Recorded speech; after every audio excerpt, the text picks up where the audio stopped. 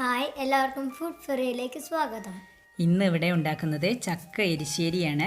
അപ്പോൾ ചക്ക എരിശ്ശേരിയിലേക്ക് വേണ്ടി ചക്ക ഞാനിവിടെ ചെറുതായി നുറുക്കി വെച്ചിട്ടുണ്ട്. ചക്ക വട്ടത്തിൽ നുറുക്കി വെച്ചതാണ്.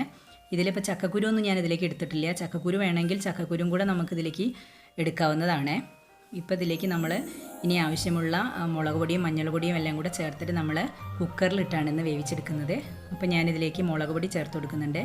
ഞാൻ 2 ടേബിൾ സ്പൂൺ മുളക് പൊടി ഇപ്പോൾ ഇവിടെ ചേർത്ത് കൊടുത്തിട്ടുണ്ട്.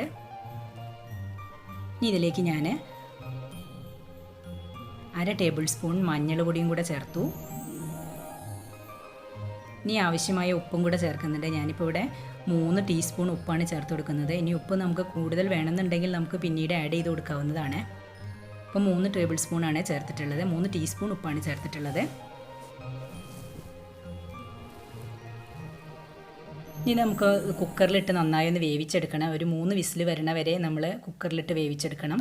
അപ്പോൾ ഞാനിതിനെ ഇനി കുക്കറിലേക്ക് മാറ്റാൻ പോവുകയാണ്. കുക്കറിലേക്ക് മാറ്റിയതിന് ശേഷം നമ്മൾ ആവശ്യത്തിനുള്ള വെള്ളം കൂടെ ഒഴിച്ചു കൊടുത്തിട്ടാണ് ഇത് വേവിക്കേണ്ടത്. അപ്പോൾ ഞാനിവിടെ കുക്കറിലേക്ക് മാറ്റുന്നുണ്ട്. ഇതിലേക്ക് ആവശ്യമായ വെള്ളം കൂടെ ചേർത്ത് കൊടുക്കാം. ഞാനൊരു 1.5 കപ്പ് വെള്ളമാണ് ഇവിടെ ഒഴിച്ചു കൊടുക്കുന്നത്.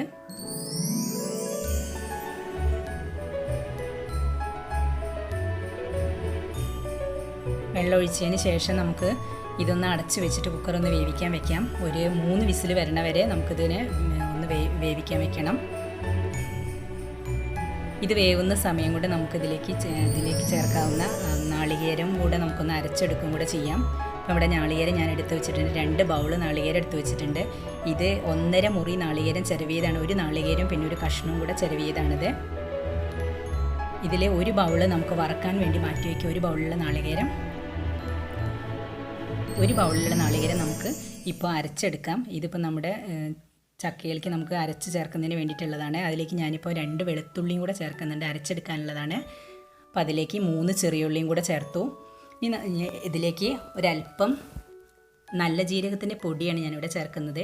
ഇത് അരച്ചെടുക്കുക എന്ന് പറഞ്ഞാൽ ഒന്ന് ക്രഷ് ചെയ്താൽ മതി, നന്നായി അരയേണ്ട, തരിതരിപ്പായിട്ടാണ് നമുക്കിത് വേണ്ടത്. അപ്പം ഈ നല്ല ജീരകത്തിൻ്റെ പൊടിയും കൂടെ ചേർത്തിട്ട് ഞാനിത് അരച്ചെടുക്കുന്നുണ്ട്.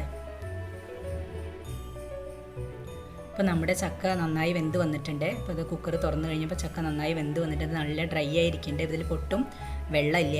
അപ്പോൾ നമുക്ക് വെള്ളം വേണമെങ്കിൽ ഇത് നമുക്കിതിന് ചേർത്ത് കൊടുക്കാവുന്നതാണ്. ഇനി ഇതിനെ വേറൊരു പാത്രത്തിലേക്ക് മാറ്റിയിട്ട് ഇതിലേക്ക് നമ്മൾ എടുത്തു വെച്ചിരിക്കുന്ന അരപ്പും കൂടെ നമുക്ക് അതിലേക്ക് ചേർക്കാം. ഇതിലിപ്പോൾ കുറച്ച് ഉപ്പ് കുറവാണെന്ന് എനിക്ക് തോന്നിയതുകൊണ്ട് ഞാൻ കുറച്ചുകൂടെ ഉപ്പ് ആഡ് ചെയ്ത് കൊടുത്തിട്ടുണ്ട്. ഇനിയിപ്പോൾ ഇതിനെ വേറൊരു പാത്രത്തിലേക്ക് മാറ്റി ഇനി ഇതിൽ നമ്മൾ എടുത്തു വെച്ചിരിക്കുന്ന അരപ്പ് നമുക്കിതിലേക്ക് ചേർത്ത് കൊടുക്കാം.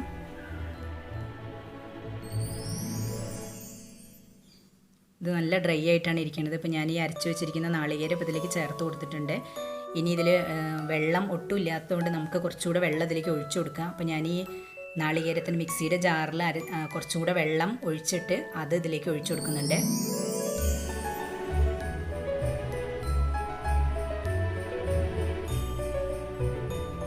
ഇതുകൂടെ ഒഴിച്ച് നന്നായി ഒന്ന് മിക്സ് ചെയ്ത് കൊടുക്കുക. എന്നിട്ട് ഇതൊന്ന് നന്നായി തിളച്ച് വരണ വരെ നമുക്കിതിനെ അടുപ്പിൽ തന്നെ വെക്കണം. ഇതെല്ലാം നന്നായി മിക്സ് ചെയ്തിട്ട് നന്നായി ഒന്ന് തിളച്ച് വരണം.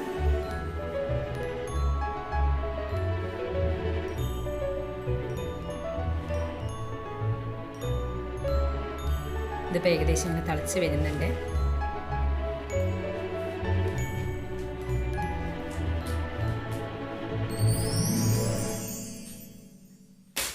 ഇത് ഏകദേശം ഇപ്പോൾ റെഡി ആയിട്ടുണ്ട്. ഇതിപ്പോൾ നമുക്ക് ഇനി ഇതൊന്ന് ഇറക്കി വയ്ക്കാം. എന്നിട്ട് നമുക്കിതിലേക്ക് ആവശ്യമായ നാളികേരം നമുക്കൊന്ന് വറുത്തെടുക്കും കൂടെ ചെയ്യാം. അപ്പോൾ ഞാനിതിവിടെ ഇറക്കി വെച്ചിട്ടുണ്ട്. ഇനി ഇത് നമുക്കൊന്ന് ഇതിലേക്കൊന്ന് വറുത്തിടണം. അപ്പോൾ അതിന് വേണ്ടിയിട്ട് ഞാനിവിടെ കുറച്ച് നാളികേരം നമ്മൾ വറുത്തെടുക്കാൻ വേണ്ടി മാറ്റി വെച്ചതുണ്ട്. ഒരല്പം കടുകും കുറച്ച് മുളകും ഒരല്പം കറിവേപ്പിലയും കൂടെ ഞാനിവിടെ എടുത്ത് വെച്ചിട്ടുണ്ട്. അപ്പോൾ നമുക്കിതൊന്ന് വറുത്തിടാം. ആദ്യം ഞാനൊരു പാനിൽ കുറച്ച് വെളിച്ചെണ്ണ ഒഴിച്ചിട്ടുണ്ട്. ഇനി ഇതൊന്ന് ചൂടാവുമ്പോൾ ഈ കടുക് അതിലേക്ക് ഇട്ട് കൊടുക്കുക. ആദ്യം ഒരു ചെറിയ സ്പൂണ് കടുക് ഞാൻ ഇട്ട് കൊടുക്കുന്നുണ്ട്. ഈ കടുക് ഒന്ന് പൊട്ടി വരുമ്പോഴേക്കും നമുക്കതിലേക്ക് നമ്മളെടുത്ത് വെച്ചിരിക്കുന്ന മുളക് ചേർത്ത് കൊടുക്കാം. മുളകും നമ്മളെടുത്ത് വെച്ചിട്ടുള്ള കറിവേപ്പിലയും കൂടെ നമുക്കതിലേക്കൊന്ന് ചേർത്ത് കൊടുക്കുക.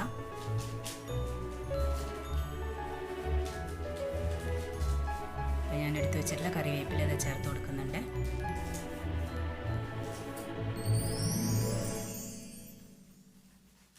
ഇതിപ്പോൾ ഏകദേശം മുളകൊക്കെ നന്നായി മൂത്ത് വന്നു കഴിഞ്ഞാൽ നമുക്കത് നമ്മുടെ ചക്ക വേവിച്ച് വെച്ചിരിക്കുന്ന ചക്കക്കൂട്ടിലേക്ക് നമുക്കത് ഒഴിച്ചു കൊടുക്കാം. അപ്പോൾ അത് റെഡി ആയിട്ടുണ്ട്. അപ്പോൾ നമ്മൾ വേവിച്ച് വെച്ചിരിക്കുന്ന ചക്കയുടെ കൂട്ടിലേക്ക് ഇത് ഒഴിച്ചു കൊടുക്കുന്നുണ്ട്. ഇനി നമുക്ക് ഈ പാനിൽ തന്നെ കുറച്ചുകൂടെ വെളിച്ചെണ്ണ ഒഴിച്ചതിന് ശേഷം നമ്മുടെ വറക്കാൻ എടുത്ത് വെച്ചിട്ടുള്ള നാളികേരം ഇതിലിട്ട് നമുക്കൊന്ന് വറുത്തെടുക്കണം. നന്നായി മൊരിച്ചെടുക്കണം ഇത്. അപ്പോൾ ഞാനിവിടെ നാളികേരം ഇട്ട് കൊടുക്കുന്നുണ്ട്. ഇനി ഇത് നന്നായി ഒന്ന് മൊരിച്ചെടുക്കണം.